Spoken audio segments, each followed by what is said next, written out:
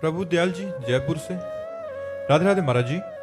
महाराज जी, ऋषि दुर्वासा जी और राजा अम्बरीश जी के प्रसंग में एक जिज्ञासा प्रकट होती है कि भगवत प्राप्त उच्च कोटि के ऋषि में भी ब्रह्म ज्ञान होने के बाद भी अहंकार जाग सकता है महाराज जी? देखो, भगवान जब लीला कराना चाहते हैं तो किसी में कुछ भी जाग सकता है। सनक सनंदन सनातन सनत कुमार में क्रोध जाग सकता है क्या? ब्रह्मबोध संपन्न भगवान के परम प्रेमी महात्मा, लेकिन वैकुंठ में लीला होनी है, इसलिए सनक सनंदन सनातन सनत कुमार को क्रोध आ जाता है और वो भगवान के जय विजय को शाप दे देते हैं। ऐसे ही दुर्वासा और अम्बरीश जी के चरित्र में एक दैन्य भक्त की महत्ता, जो दैन्य अकिंचन भगवान के चरणारविंद में पूर्ण आश्रित और एक तप प्रधान ज्ञानी महात्मा, महान तपस्या से युक्त, जो बलकल की लंगोटी लगाता है, दूर्वा दूब का रसपान करता है और निरंतर भगवत चिंतन परायण है, और एक तरफ चक्रवर्ती सम्राट रानी महल सब व्यवस्था है, लेकिन सावई मना कृष्ण पदारविंदो, मन केवल भगवान में है। इसमें भगवान ने दिखाया कि तपस्वी ज्ञानी, इसे भगवान ने एक तरफ और दैन्य और समर्पण एक तरफ, तो वहां कहा अहम भक्त पराधीनो। अम्बरीश जी को भक्त संबोधन किया और द्विज संबोधन किया श्री दुर्वासा जी को।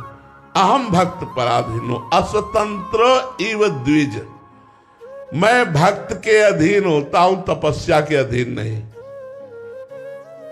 अम्बरीश जी की भक्ति के कारण भगवान के सुदर्शन चक्र ने परम सामर्थ्यशाली त्रिभुवन को शासन में रखने वाले दुर्वासा जी को पूरे त्रिभुवन में दौड़ाया, तापित करके। यहां भगवान के भक्त की अधीनता और दुर्वासा जी के तप के प्रभाव की न्यूनता, अधीनता में और तपस्या में कितनी न्यूनता अधिकता है, यह दिखाई कि भगवान भक्त के तो अधीन हो गए, कहा मैं अस्वतंत्र हूं। लेकिन तपस्वी दुर्वासा जी जब भगवान के शरण में गए तो भगवान ने कहा सुदर्शन चक्र से रक्षा अम्बरीश जी करेंगे, मैं नहीं, क्योंकि मैं अधीन हूं, अहम भक्त पराधीन हूं, जाओ अम्बरीश जी की शरण पड़ो जाकर। तो यहां भगवान की लीला दिखाने के लिए दो पात्र चयन किए, एक दुर्वासा एक अम्बरीश। ना कि अम्बरीश जी में और दुर्वासा जी में कोई कमी, होड़ में कोई ऐसी बात नहीं, क्योंकि दुर्वासा जी भगवान शंकर का स्वरूप है, साक्षात भगवान शिव के स्वरूप हैं, और अम्बरीश जी भगवान कृष्ण के प्रेम में डूबे हुए हैं। जैसे देवर्षि नारद के अंदर कहीं काम हो सकता है, लेकिन भगवान की जब लीला प्रकट होनी हुई तो देवर्षि नारद जी को काम सताता है, वो ब्याह की भावना करते हैं, यहाँ तक कि भगवान को शाप दे देते हैं, जाओ जिस स्त्री वियोग में मैं दुखित हो रहा हूं उसमें तुम दुखी हो गए।